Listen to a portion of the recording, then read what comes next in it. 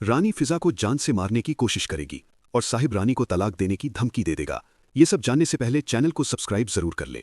Drama शिकंजा के अगले एपिसोड में आप देखेंगे कि रानी जलन की आग में इस कदर जल उठेगी, वो फिजा से कह देगी, फिजा तुमने मेरे भाई की जिंदगी में आकर बिल्कुल भी सही नहीं किया, मैं तुम्हें जान से मार दूंगी। फिजा रानी से कहेगी, भाभी आखिर मैंने आपका क्या बिगाड़ा। लेकिन रानी गुस्से में आकर फिजा का गला दबाने की कोशिश करेगी। इसी दौरान जारून वहां आ जाएगा और रानी के मुंह पर जोरदार थप्पड़ मारते हुए कहेगा, रानी तुम्हारी हिम्मत कैसे हुई मेरी बीवी को हाथ लगाने की, तुम अपने घर रहा करो, तुम्हें हमारे घर आने की कोई जरूरत नहीं है। रानी जारून से कहेगी, ये मेरे माँ बाप का घर है और मैं जब चाहूं यहाँ आ सकती हूँ। लेकिन जारून रानी को धक्के मार घर से बाहर निकालने की कोशिश करेगा और कहेगा, अगर आज के बाद तुमने मेरी बीवी को हाथ लगाने की कोशिश की तो मुझसे बुरा कोई नहीं। साकिब भी रानी से कह देता है, रानी मैं तुम्हें काफी दिनों से नोटिस कर रहा हूं, तुम हद से ज्यादा मेरी बहन को नुकसान पहुंचाने लगी हो, ऐसा न हो कि मैं तुम्हें तलाक दे। ये सुनकर रानी हैरान हो जाती है और साकिब से कहती है, तो अब आप इस डायन और चालाक लड़की की बातों में आकर मुझे तलाक देंगे। जारून रानी से कहेगा, रानी तुम्हारी हरकतें ही ऐसी हैं, तुम्हें तलाक तो मिलनी ही चाहिए। जारून की ये बात सुनकर रानी को गहरा सदमा लगता है और वो अपनी माँ से कहती है, माँ अभी इस लड़की को इस घर में आए 2 दिन भी नहीं हुए और इसने जारून को अपने काबू में कर लिया है।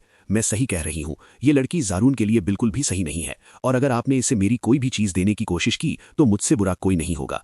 इतना सुनते ही साकिब गुस्से में आकर रानी के मुंह पर थप्पड़ मार देता है और कहता है, तुम मेरे सामने ही मेरी बहन की इतनी बेइज्जती कर रही हो और मैं चुप खड़ा रहूं?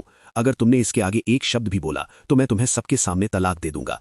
अब रानी को बेहद गुस्सा आ जाता है। वो जारून से कह देती है, अगर तुम अपनी इस बीवी को मेरे हाथों से बचा सकते हो तो बचाओ, इसे जान से मारकर ही दम लो। साहिब रानी को घसीटते हुए घर ले जाता है और उसे जमकर सुनाता है। रानी भी साकिब से बहुत बदतमीजी करती है। इस पर साकिब उसे मारता है और कहता है, आज से पहले मैंने तुम पर कभी हाथ नहीं उठाया, लेकिन अब तुम हद से आगे बढ़ गई हो। अगर आज के बाद तुम मेरी बहन के खिलाफ एक शब्द भी बोला तो 100 बार सोचना। अब मैं अपनी बहन के बारे में कुछ भी बर्दाश्त नहीं करूंगा। रानी की आंखों में आंसू होते हैं और वो रोते हुए अपनी माँ को फोन करके कहती है, माँ आपको फिजा को ज्यादा सिर पर चढ़ाने की जरूरत नहीं है और ना ही उसके साथ ज्यादा फरी होने की। मैं नहीं चाहती कि ये औरत आप सबको भी अपने काबू में कर ले।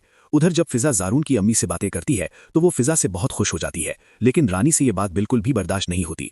फिजा उसके भाई की जिंदगी में आकर इतनी खुश कैसे रह रही। इसी बीच राशिद जारून को सारी सच्चाई बता देता है, लेकिन राशिद जेल से बाहर आने के बाद रानी के साथ मिलकर रिजा की जिंदगी बर्बाद करने की कोशिश भी करेगा। यहाँ तक कि रानी फिर से साकिब के हाथ बचते बचते रह जाएगी, क्योंकि साकिब के हाथ रिदा की रिपोर्ट्स लग जाती हैं, जो रानी काफी समय से उसे छुपाती आ रही थी। जैसे ही साकिब वो रिपोर्ट्स देखेगा वो हैरान रह जाएगी। रिपोर्ट्स में साफ लिखा होगा कि उमर के दिमाग में ट्यूमर बहुत ज्यादा बढ़ चुका था।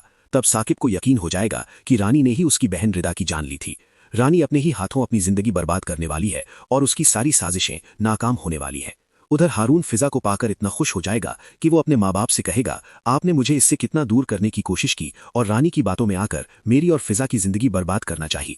लेकिन कुदरत ने देख लिया और रानी का सच सबके सामने ला दिया और फिजा को मुझसे मिला दिया। लेकिन अभी रानी का पूरा पर्दाफाश होना बाकी है। बहुत जल्द रानी आप सबके सामने बेनकाब होगी। तो क्या जारून और फिजा ने एक होकर सही किया या गलत? कमेंट बॉक्स में जरूर बताएं। चैनल को सब्सक्राइब करना मत भूलें।